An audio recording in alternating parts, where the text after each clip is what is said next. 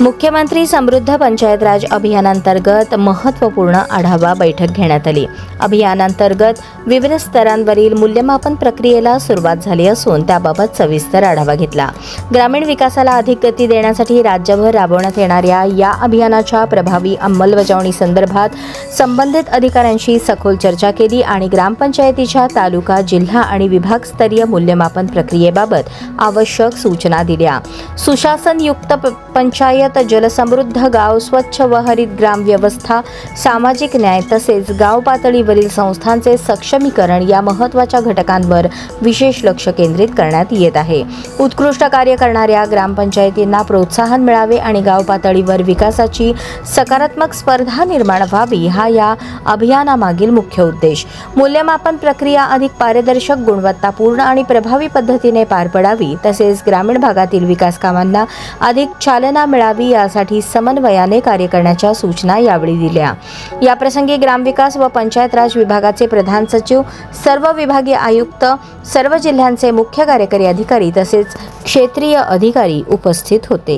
यामातून exercise जी आहे ती महाराष्ट्रात सुरू झाली आहे, मॅपिंग सुरू झाले। जून महिन्यापासून एन्युमरेशन फॉर्म देण्यात येणार आहे। तर आम्ही आज कलेक्टरला काँग्रेस पक्षाच्या माध्यमातून आमचे शहर अध्यक्ष, जिल्हा अध्यक्ष, सगळे तालुका अध्यक्ष, सगळे ब्लॉक अध्यक्ष आम्ही भेटलो आणि कलेक्टरना निवेदन दिलं आणि विनंती केली की SIR ची प्रक्रिया ही महाराष्ट्रात आणि सोलापुरात ही पारदर्शक झाली पाहिजे।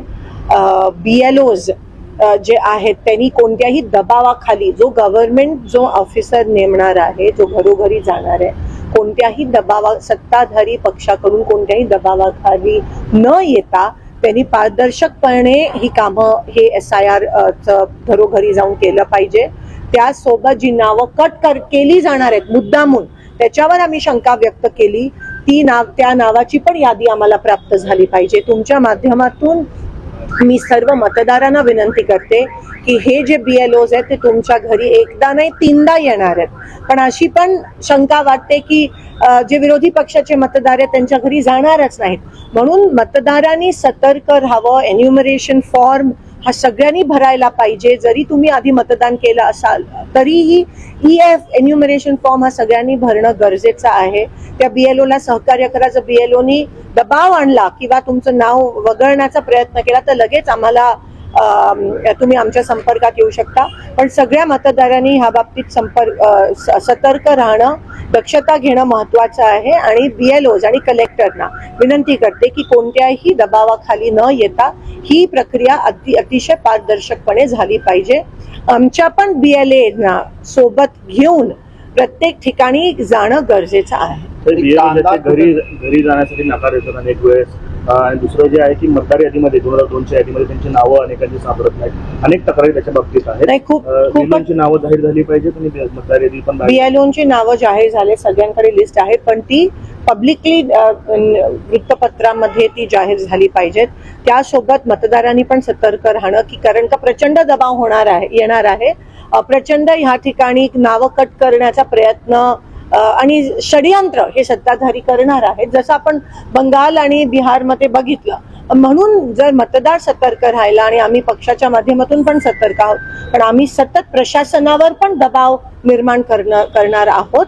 आम्ही प्रशासनाच्या सोबत आहोत। जर सत्ताधारींनी त्यांच्यावर दबाव आणला तर आम्ही तुमच्या सोबत आहोत की तुम्ही विसरू नये, असं एक आश्वासन कलेक्टरना ह्या ठिकाणी आम्ही देतो। कांद्याचे भाव जे आहेत ते कुठेतरी घसरतात, कांद्याचे भाव घसरतात, पेट्रोलचे भाव वाढतात, डिझेल आता पेट्रोल पंपवर बंद करण्यात आलं आहे असं मला आज बरेच शेतकऱ्यांचे फोन आले। काही ठिकाणी त्या ठिकाणी फक्त 500 रुपये 2000 रुपयाचं डिझेल भरण्याची परवानगी देत आहेत।